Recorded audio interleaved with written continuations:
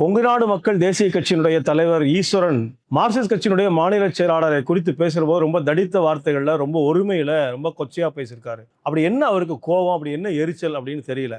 அண்மையில ஒரு ஊடகவியலாளர் சந்திப்புல மார்க்சிஸ்ட் கட்சியினுடைய மாநில செயலாளர் தோட சண்முகம் சொல்ற போது ஒரு விஷயத்தை தெளிவாக குறிப்பிடுகிறார். தேர்தலுக்கு முன்பு பாஜகவை தனிமைப்படுத்தி தோற்கடிப்பதற்காக அமைக்கப்பட்ட மதசார்பற்ற முற்போக்கு கூட்டணி தேர்தலுக்கு பிறகு இல்ல அப்படிங்கிற உண்மையை சொல்லியிருக்காரு. அதுல என்ன சந்தேகம் இருக்கு? மதசார்பற்ற முற்போக்கு கூட்டணியில் இருந்த பல கட்சிகள் தாவேகா கட்சியோடு இணைந்து இன்னைக்கு மந்திரி சபையில இடம் பெற்றிருக்கிறாங்க. இடதுசாரிகள் நிபந்தனையின் பேரில் அமைச்சரவையில் பங்கேற்காமல் வெளியிலிருந்து ஆதரவு என்கிற நிலை எடுத்திருக்கிறாங்க. அப்ப தேர்தலுக்கு முன்பு இருந்த நிலை முற்றிலும் மாறி இருக்கிறது. அப்படி ஒரு கூட்டணி இப்ப யதார்த்தத்தில் இல்லை அப்படின்னு சொல்லியிருக்கிறாரு. ஆச்சா போச்சான மிகப்பெரிய கோபத்தோட அதை எப்படி அவர் சொல்லலாம் சண்முகம் அப்படின்னு கேட்டிருக்காரு. இப்ப கொங்கு நாடு மக்கள் தேசிய கட்சி திமுகவோட நீங்க இருக்கீங்க அப்படின்னா அதை நீங்க தாராளமா நாங்க திமுகவோட தான் இருக்கிறோம் அப்படின்னு நீங்க சொல்லிட்டு போலாம். ஆனா அப்படி ஒரு கூட்டணி இல்ல அப்படின்னு நீங்க எப்படி சொல்லலாம் அப்படின்னு கேட்கலாமா? அதுல என்ன லாஜிக் இருக்கு அப்படின்னே தெரியல. குறிப்பாக இவ்வளவு கோபப்படக்கூடிய, ஆத்திரத்தோடு வார்த்தைகளை கொட்டக்கூடிய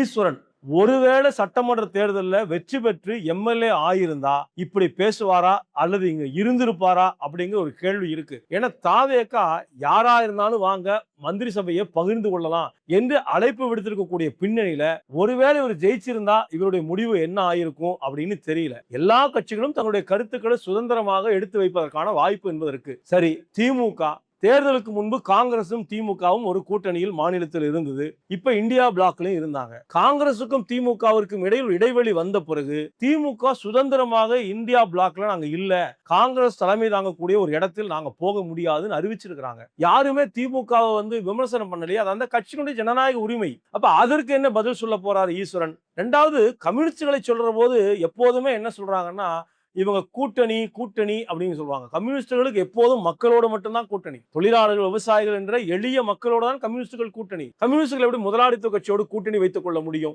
தேர்தல் உடன்பாடு ஒரு குறிப்பிட்ட தேர்தலில் ஒரு பிரதான எதிரியை வீழ்த்த வேண்டும் என்பதற்காக ஒரு கருத்தொற்றுமையோடு இருக்கக்கூடிய கட்சிகளோடு நாங்கள் உடன்பாடை வைத்துக் கொள்வோம். தேர்தலுக்கு முடிந்த பிறகு எந்த கட்சி ஆளும் கட்சியாக வருகிறதோ அந்த கட்சி மக்கள் சார்ந்து ஆட்சி செய்கிற போது அவர்களை ஆதரிப்போம், இல்லைன்னு எதிர்த்து போராடுவோம். திமுக ஆட்சியில் இருக்கிற போதே அதை ஆதரித்துக் கொண்டே திமுகவுடைய கொள்கைகளுக்கு எதிராக போராடியது கம்யூனிஸ்ட் கட்சி. இந்த உண்மைகள் எல்லாம் ஈஸ்வரனுக்கு தெரியாததல்ல.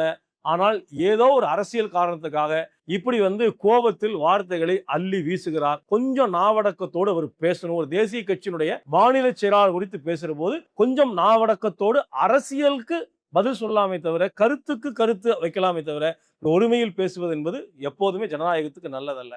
இவரு மட்டுமல்ல, இன்னும் பல பேர் பேசுறாங்க. ரொம்ப கவலை அளிக்கக்கூடிய விஷயம் என்ன அப்படின்னா, திமுக இருக்கக்கூடிய ஒரு மூத்த தலைவர் RS பாரதி கம்யூனிஸ்ட் கட்சி தலைவர்களுக்கு தகைசால் தமிழர் விருதெல்லாம் கொடுக்கலையா?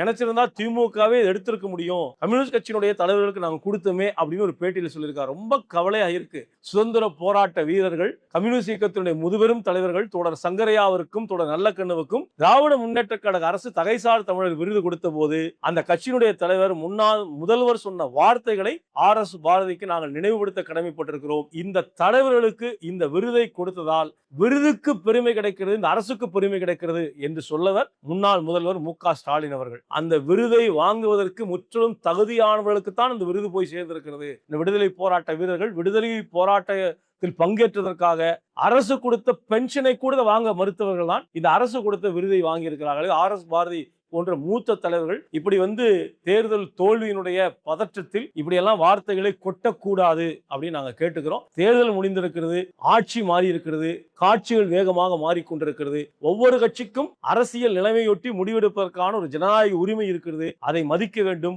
கருத்துக்கு பதில் சொல்லுங்க. கட்சி நிலைப்பாட்டிலிருந்து உங்களுடைய நிலையை நீங்க எடுத்து வைக்கலாமே தவிர நபர்களையோ கட்சியோ விமர்சிப்பது ஜனநாயகத்துக்கும் ஒருபோதும் உகந்ததல்ல. ஏனென்றால் எல்லாவற்றையும் மக்கள் பார்த்து கொண்டிருக்கிறார்கள். நாடாளுமன்ற ஜனநாயகத்தில் இறுதி எஜமானர்கள் மக்கள் தான். ஆகவே மக்களிடத்தில் அம்பலப்படாமல் வார்த்தைகளை பேச வேண்டும் என்பதுதான் ஊடகத்தில் பேட்டி கொடுக்கக்கூடியவர்களுக்கு நாம சொல்லக்கூடிய ஒற்றை கோரிக்கையாக இருக்க போகிறது.